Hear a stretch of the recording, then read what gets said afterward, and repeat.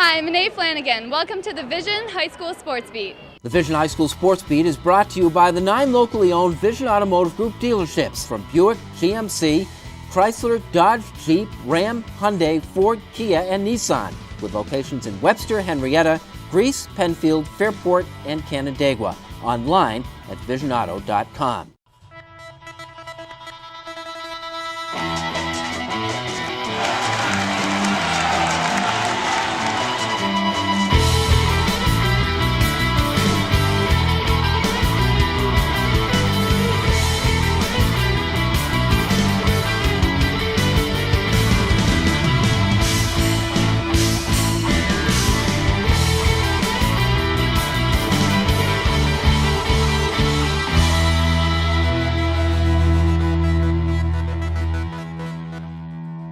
Hi everyone, and welcome to the Vision Automotive Group's High School Sports Beat. I'm Bill Pucko. Every week at this time, we take a comprehensive look at Section 5 sports in Monroe County, and we begin with our honor roll of high school teams. At number 3, boy, tough year for the soccer players at Gates Chi-Li, but we think every team ought to win at least once. The girls beat Hilton 3-2. For its first and only victory of the season, Jess West got the game winner. The Spartans finished 1-15. The boys were 1-13-2. At number 2, at the other end of the spectrum, the Fairport boys soccer team went 14-0-2. That's a first in the Raiders' long history of outstanding soccer. The HFL girls finished up 16-0. Coach Chrissy Merrill gave birth to a son last week. Welcome to the Sports Beat, Jack David.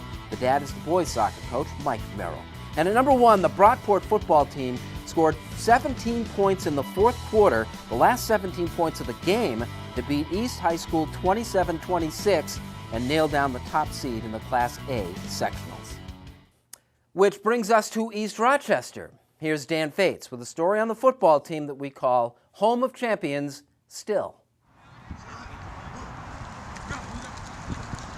If you wanted to see dominant football back in the day, you went to East Rochester on Friday nights. Under legendary head coach Don Quinn, the Bombers were the cream of the crop. Nowadays, they play on Don Quinn Field and are returning titles to the town again. Well, it's been a lot of fun the last 2 years. We've had a lot of kids really committed to doing well and performing well. And last year's team was a little bit of a surprise. We didn't know how good we would be last year, and they really came together. And then this team sort of piggybacked on what last year's team did. Last year's ER Bombers went 8-2 on their way to a Class C sectional title and revived a community that loves its football. Honestly, I think it's probably one of the coolest things because I think it kind of brings people together in a way. So everyone gets really excited when we play. Everyone around the community, especially after last year when he sectionals, everyone's just, I always see the stands packed. Everyone's pumped, A community that gave the Bombers a police escort home after bringing hardware back to East Rochester. Well, there's been a lot of excitement, a lot more people attending games. No matter where you go in either community, people are talking about football a little bit more than they were before. So it's been, it's been a lot of fun. I think a lot of fun for the players too. Having the escort and everything, that was something really cool to go through and go through the town and, hear people chanting us and cheering us on. The ER Bombers may be having fun tied atop the Class C standings, but they're all business on game days. A big part is due to wide receiver Andrew Fisher, who has caught 22 touchdown passes as a junior. He's outstanding on the outside. It really causes a lot of problems because we run the ball very well. And what that does, it opens up a lot of one-on-one coverage for him, and he's very, very difficult to handle. He runs great routes, he's got good speed and quickness, and if you watch him in a game, he catches everything with his hands. He's got great hands. What's it like throwing to Andy? Andy runs really good routes. It makes it a lot easier on me. I don't have to be as pinpoint exactly. I can just throw it there and I can trust him to get it. He makes you look good? Yeah, you can say that. One thing that hasn't slowed down the program is a shrinking district. The athletic team now share their fields with Gananda. It's worked out very well. Kids get along great. The parents have been very supportive in both communities. So, it's a marriage that is necessary. We wouldn't have a football program here if we didn't have it. We're all brothers. We love each other to death. They're all just great friends that I hope I can keep throughout my life. For the Vision High School Sports Beat, I'm Dan Fates. Kim has our Making the Grade nominee, and coming up next, The Rhythm of the Road with Katie Lembo. Hi, I'm Georgia Tuttle, and you're watching the Vision High School Sports Beat.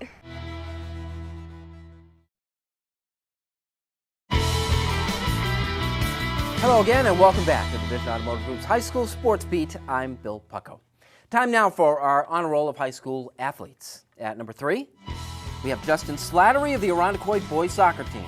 Justin scored the game winner in a game against Canandaigua on a 65-yard free kick. Slattery is the goalkeeper.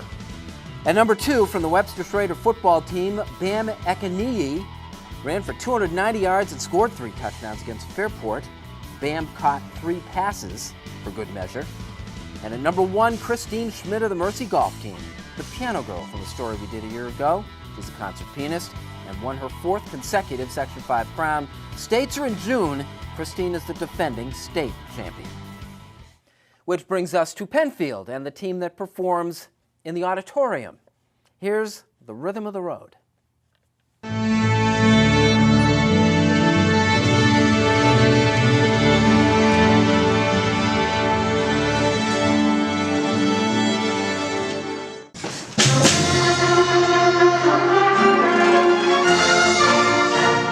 This is the Penfield Orchestra and Wind Ensemble putting the finishing pre-concert touches on the overture from The Cowboys, a 1972 film starring legendary John Wayne. So John Williams wrote the score for The Cowboys, a John Wayne movie, and actually it was such a well-received score that he wrote then an overture for the piece, and it's very widely played nowadays. A local legend is contributing to the effort. Parked right in the middle of the 16-member violin section is Katie Lembo. I don't know, I really like this sound. Like, I also wanted to play the cello, but because it has like such a nice sound, but I don't know, I like playing high because this has the E string that's really high, so.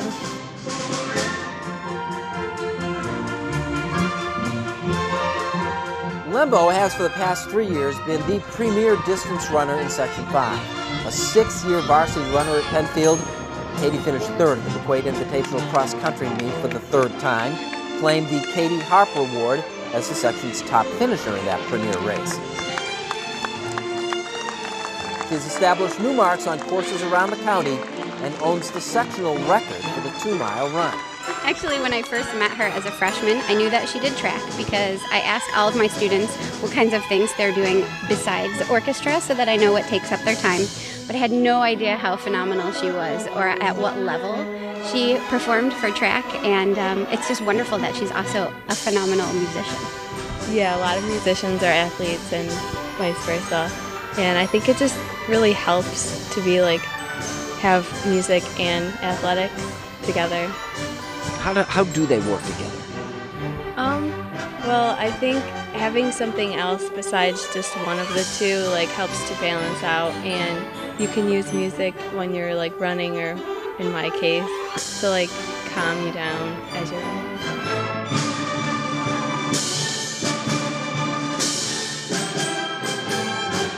Roughly half the performers at this practice participate on sports teams, too. And that's a very conscious effort to support kids to do both. Our athletic director, Pete Shambo, and I, and all of the teachers and coaches work to do whatever we can so that kids can participate in both of these great activities. Do you think they work well together? Well, absolutely. There's so much crossover. The preparation for being a great athlete is no different than the preparation for being a great musician. It's the same process.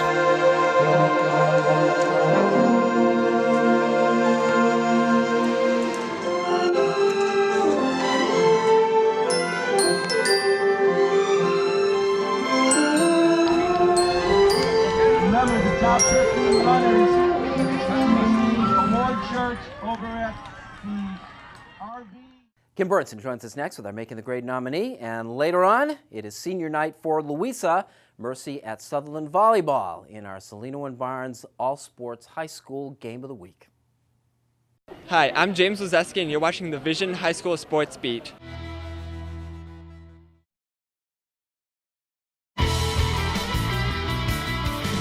Welcome back to the Vision Automotive High School Sports Beat. I'm Kim Burnson. Making the Grade is brought to you by the 9 locally owned Vision Automotive Group dealerships, proud to be Rochester's #1 selling automotive group. This week, we honor Maddie McEntee of Honeoye Falls Lima High School for making the grade. As a sophomore student athlete, Maddie finds time for schoolwork, practice, and volunteering in her community. She is a member of her high school's tennis team and participates in Nordic skiing in the wintertime. She has worked alongside her tennis teammates to help clean up her school's tennis courts in need of fixing up. This upcoming holiday season will be the 4th year Maddie and her family have their annual gift-giving party, where members of the community are invited to their house. They bring gifts to donate to those less fortunate. Everyone participates in wrapping the gifts and delivering them to local organizations in charge of distributing them. Maddie also volunteers in her former teachers' classrooms, reading to students as well as the Rochester City School District, where she has helped donate books. On top of her volunteering, Maddie recently participated in the Push Yourself 5K run held by Valenti Sports, raising money for the Crime Stoppers of Rochester. Nominated by Stephanie Kuhn, Maddie McEntee is making the grade. If you have an idea for our Making the Grade segment, a team or individuals making contributions off the playing field, you can contact us at info@classywolf.com. I'm Kim Burnson. Here's Bill with our Sports Beat Plays of the Week. Here are the top 5 high school football plays of the week, presented by Varsity Media. At number 5, Batavia's at Greece Olympia. The pass is into the flat, but Gavin Pierce jumps the route, and for Olympia goes the pick 6. 67 yards for a touchdown in the 13-7 defeat. Those are Olympia's only points. At number 4, Fairport is at Webster Schrader, and Bam Akaniyi, the unstoppable Bam, goes 63 yards for a touchdown on the day. He had 290 yards and 3 scores. Webster Schrader's a threat. They defeat Fairport by a score of 39-7. At number 3, Penfield playing at Victor in those electric gold uniforms for the home-standing Blue Devils. Mike Kahovic goes 57 yards for the touchdown. Falling through the end zone, had 112 yards at that score and a 44-0 win. Number 2, East is at Brockport. The Devils with the last 17 points to win by 1. This is the game-winning touchdown. Josh Michaels to Carlton Ekior goes 38 yards. Chris Carlson tacks on the extra point, the difference in the game for the top seeds in Class A. And at number 1, Canandaigua is down 7 playing at Eastridge. 4th and goal for the 14. This is for the game. Mitch Schaefer's pass is defended by Ricky Hagens. That's a game-saving play for the defense. Up next, Salino and Barnes in the All Sports High School Game of the Week. Hi, I'm Sarah Bothner, and you're watching the Vision High School Sports Beat. The Vision High School Sports Beat is brought to you by Salino and Barnes. Car accident? Don't wait. Call 888-8888. Call Salino and Barnes today. Welcome back to the Vision Automotive Group's High School Sports Beat. I'm Bill Pucko. This portion of the Sports Beat is brought to you by Salino and Barnes, your personal injury attorneys.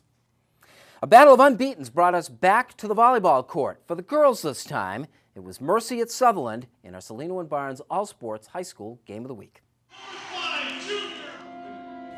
Senior night and all its trappings on full display at Pittsford Sutherland High School.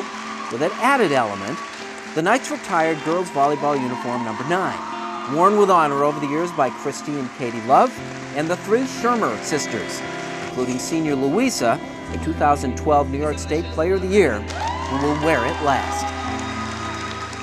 To be in history with my sisters and Christy and Kate Love, and even like all the people who played in the past, it's just like it goes deep in my heart and it means a lot to me. They set this up well. Sutherland, a state championship runner-up a year ago in Class A, hosted the defending state champions from Class AA, Mercy. Both teams came into the contest undefeated locally. Both teams wanted this matchup. This is huge. This is absolutely huge. This is the top team in Class AA, us in points, and then them in Class A in points. So it's a pretty good matchup. To the match, best of 5 games to 25. Mercy looked very good early. Sophomore Caroline Crilly with the set for the MVP of last year's state tournament, Therese Cannon, for a 3-2 lead. Then it was Cannon again with a directional kill for the 4-3 lead. I think we were just really excited, ready to go. We had the big gym atmosphere with all the people, and I don't know, we were out ready to play. Yeah. Did you like that? I mean, it's their home court, but you had a good, enthusiastic crowd. Yeah, it was awesome. This is the first time we got to play in a gym like this with a crowd like that against a really good team, so it was a good experience for us, I think. The first game was tied at 3-3, 5-5, 7-7, 9-9, 12-12, and 13-13. It was 14-14 when Shermer got the serve for Sutherland. I think it's improved a lot over the year. I've been working a lot on it. It didn't start so great at the beginning of the year, but I've kind of gotten into my groove and gotten really confident in myself. Louisa gets her reputation as a power player inside, but she was deadly from the back line. Behind her serving, Sutherland broke clear of the tie to lead 15-14, 16-14, 17-14. Check the trend here. Mercy coach C.J. Dank spent 2 timeouts just trying to put an end to the Mercy run of points. At that point, we're just looking to stop a run. Yeah. Do you feel like just the act of taking the timeout might be enough to throw her off or something like that? No, absolutely not. Any elite athlete, a timeout, I mean, it's the proverbial icing the kicker. If a kicker gets iced, he probably shouldn't have a job. I didn't count on her missing a serve. I just wanted to do something good on our side of the net. There was no stopping Louisa, though. She ran out the game, scoring the last 11 service points, and on match points threw a changeup for the 25-14 win. First, my dominant serve was the top spin, but then after, I got into the float serve because a lot of people have trouble passing the float if it's coming at a high velocity. So I thought it'd be a good idea to improve my game by, putting both of those into my pocket. They switched ends for game 2, and again, Mercy played well early. Megan Hobler with a dunk for a 3-0 lead. The younger Cannon got involved. Hannah, a sophomore, blocked Shermer at the net. That doesn't happen much. Point to Mercy, and the Monarchs were even at 13-all. But once again, Sutherland dominated late. Shermer with an amazing mid-court kill highlighted a rally that gave the Knights a 22-16 lead. Sutherland's Sarah Blowers served at match point. Aaliyah Boland to Andrea Allen to Shermer, who else? With a win in game 2, 25-17, the Knights led 2-0. They have amazing players on their team, like Therese, Emily, great players, but we just have that mental stability as a team, and we're able to work together and come back even when we're just down by a little bit.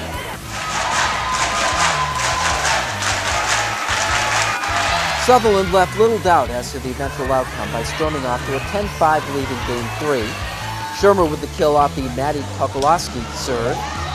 The Cannon sisters helped keep Mercy competitive, Hannah setting up for Teresa to produce consecutive points for the Monarchs down the stretch.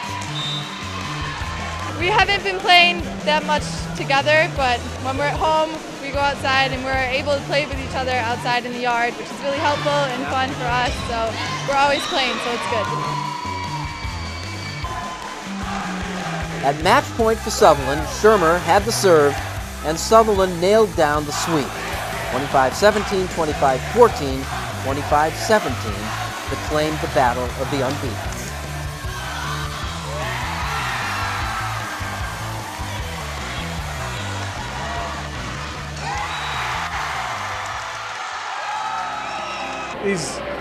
These girls are unbelievable. Like the 4 seniors I've been with, for 5 years. The JV program, varsity program, and it's special to see them come in like this. And we worked hard to pack the house and all the fans in the school to come see how good these kids really are. What are you able to take from this, you think, that you can utilize in the next couple of weeks? So forget about it as soon as we walk out of the gym, because that's a dismal effort, and that's not what our team is all about. So the quicker we can forget about this, get back in the gym and go back to work, the better it is for our team.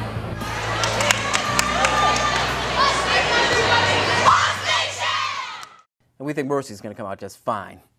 Thanks to our Sports Beat sponsorship partners, Rosalino and Stephen Barnes, your personal injury lawyers, and the 9 dealerships of the Vision Automotive Group. They make the Sports Beat possible.